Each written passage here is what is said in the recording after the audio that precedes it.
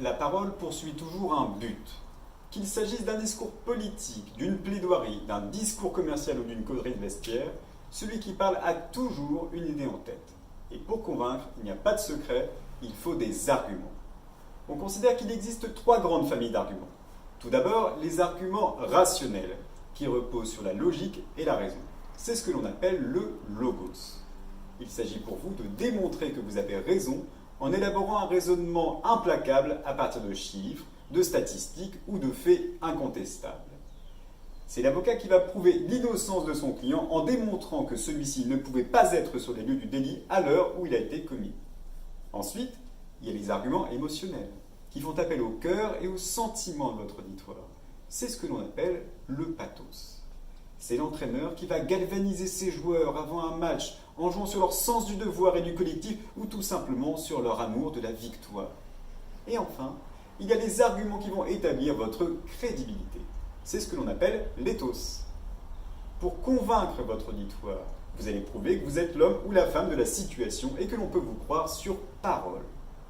C'est le politicien ou la politicienne qui va rappeler ses engagements et ses réalisations et son parcours avant une élection. Un bon orateur doit réussir à jouer sur les trois tableaux. Après tout, il est difficile de convaincre uniquement avec la raison, et encore plus difficile avec des sentiments. Et surtout, on ne peut rien faire sans crédibilité. Alors, comment faire pour trouver des arguments convaincants? Eh bien, tout simplement en analysant les faits.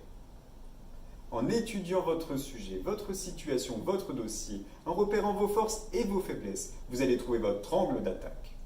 Imaginez que vous voulez demander une augmentation. Vos résultats vont vous permettre d'avancer un argument rationnel.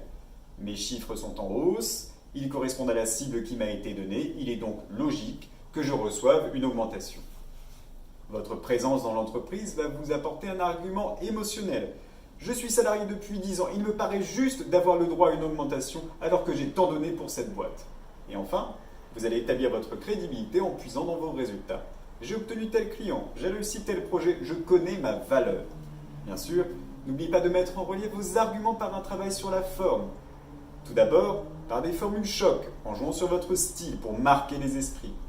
Ensuite, en utilisant votre voix, les silences et votre gestuelle pour renforcer votre pouvoir de conviction. Vous avez toutes les cartes en main, désormais, c'est à vous de jouer.